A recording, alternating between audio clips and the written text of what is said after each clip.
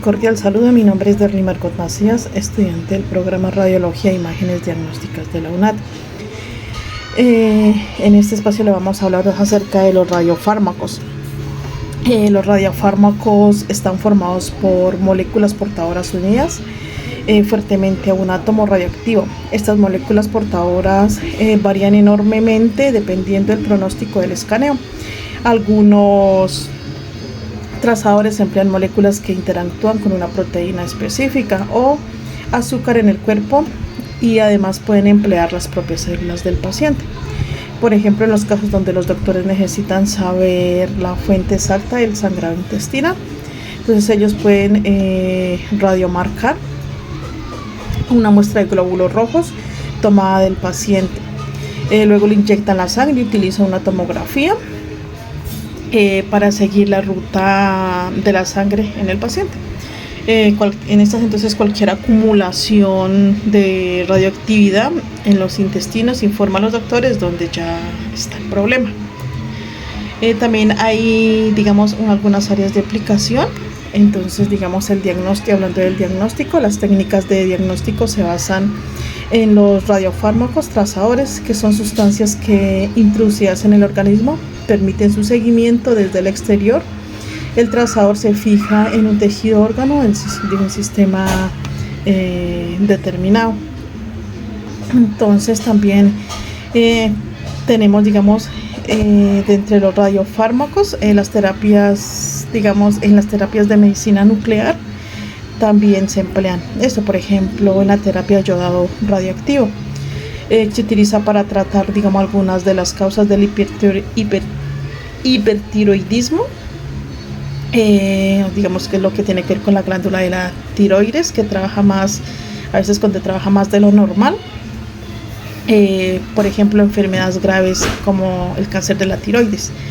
Podemos hablar también de los anticuerpos radioactivos utilizados para tratar determinadas formas de linfoma de cáncer del sistema linfático. El fósforo radioactivo, por lo menos el fósforo P32, utilizado para tratar determinadas enfermedades de la sangre. Materiales radioactivos utilizados para tratar metástasis de un tumor doloroso a los huesos. Las características de la medicina nuclear, tienen algunas características de que no es invasiva, es funcional, su complejo de aplicación abarca la práctica totalidad abarca toda la totalidad del organismo. A nivel de la radiación, tanto para el paciente como para el personal, es similar o inferior a otras técnicas radiológicas que se pueden emplear en el campo de la imagenología. Bueno, esto es todo por hoy. Muchísimas gracias. Cordial saludo, me presento, mi nombre es Alexander Blanco Carreño. Me encuentro adelantando mis estudios en tecnología en radiología e imágenes diagnósticas de la Universidad Nacional Abierta y Distancia. Para farmacología de medios de contraste, donde vamos a hablar sobre radiofármacos en medicina nuclear.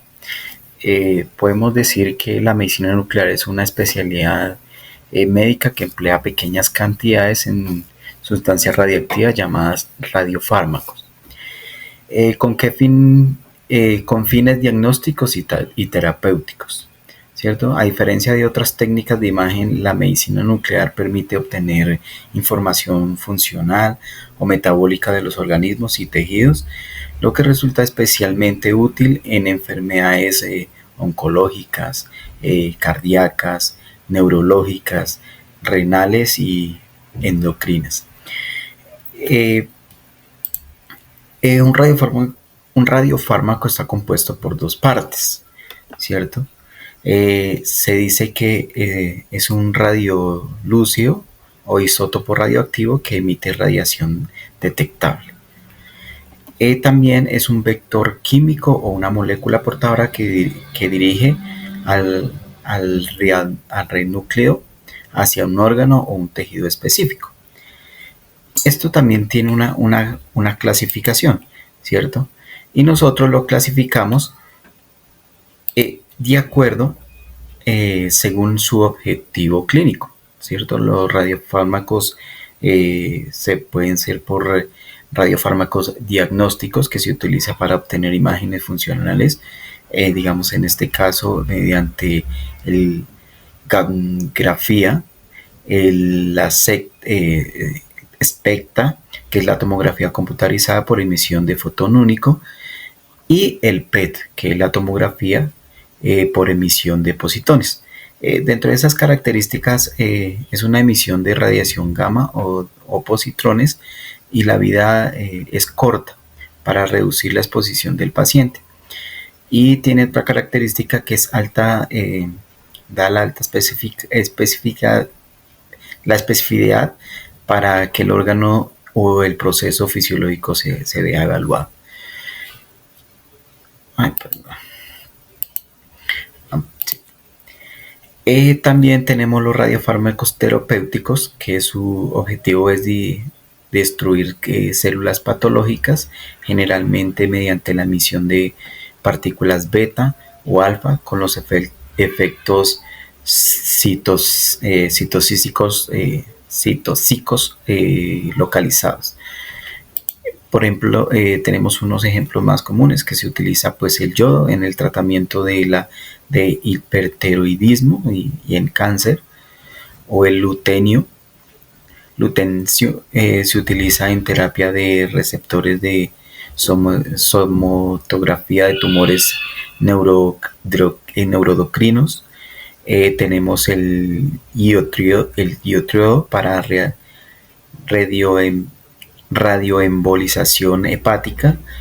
Tenemos el radio, que es la metástasis ósea en cáncer de próstata reciente a la contracción.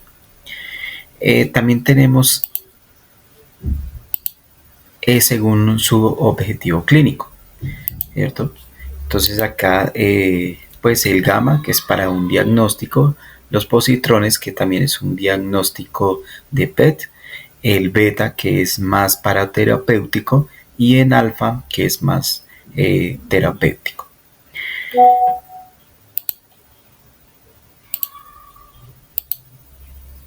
Tenemos también una aplicación aplicación clínica en los radiofármacos, que en este caso se utiliza por dos situaciones, ya sea por diagnóstico o también por terapia. Cuando es por diagnóstico, entonces lo podemos utilizar en cardiología nuclear, que es una perfusión miocárdica con tecnio, que valora un esquisma o un infarto. También se dan unos estudios de función ventricular, que eso se hace con el SPECT, que es la tomografía por emisiones de fotones, o también por la PET, que es la tomografía por emisión de positrones. También en oncología, que se utiliza, digamos, igualmente el PET con fludesoxiglusona, que es un fluoral 18 que detecta tumores y metástasis residuales. Y también en PET con galio al 68, que está unido a un peptito llamado dotatante. Y también se utiliza, digamos, para detectar los tumores o endocrinos. Y el SPECT, que se utiliza con el tesenio 900 o el yodo de 123 para el rastreo óseo de ganglios. También se da en la neurología, que se da para diagnosticar el Alzheimer u otras demencias, y en estudios de Parkinson, en endocrinología y en la gammagrafía tiroidea.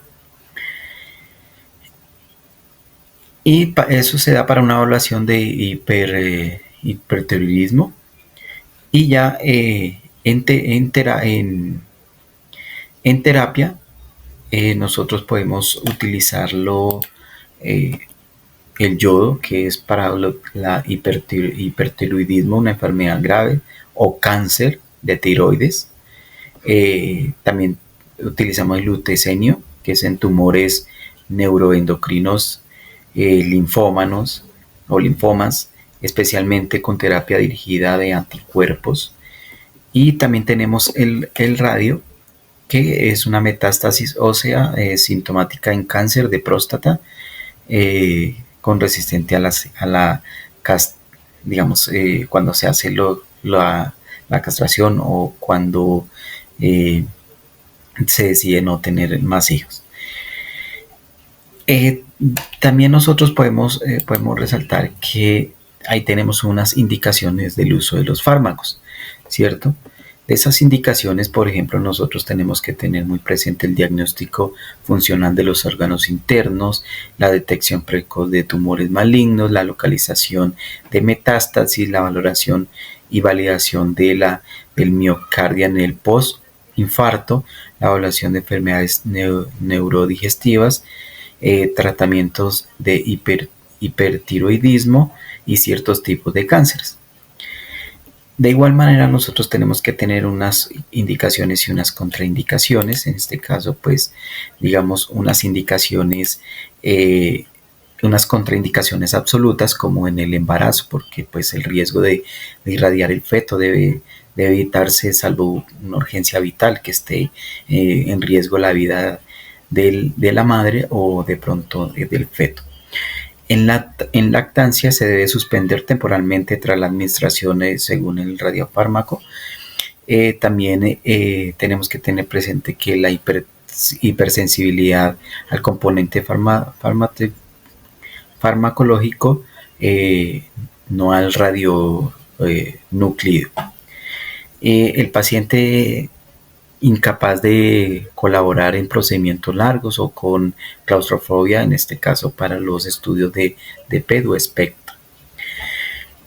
También tenemos las contraindicaciones relativas, que por ejemplo las insuficiencia renal o hepática grave, que puede alterar el metabolismo del radiofármaco, o el uso reciente de otros fármacos o contrastantes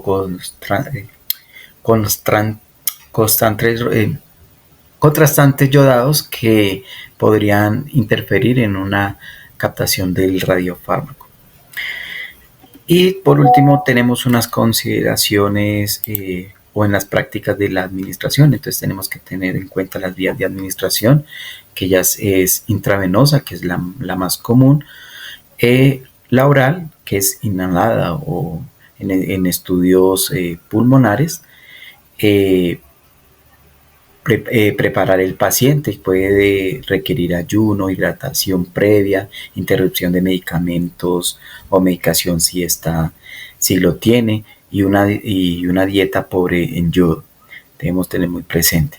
Medidas de protección radiológica como el aislamiento temporal en terapias, control de residuos, la disometría en pacientes y igualmente nosotros como profesionales.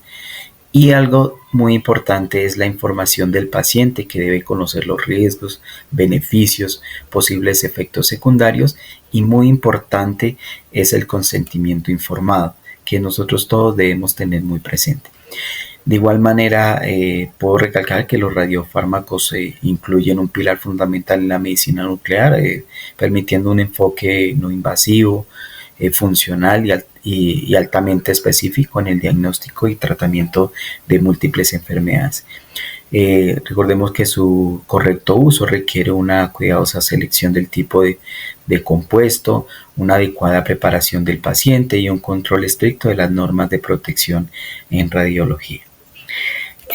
Muchísimas gracias. Este es mi aporte para mi trabajo. Muchas gracias.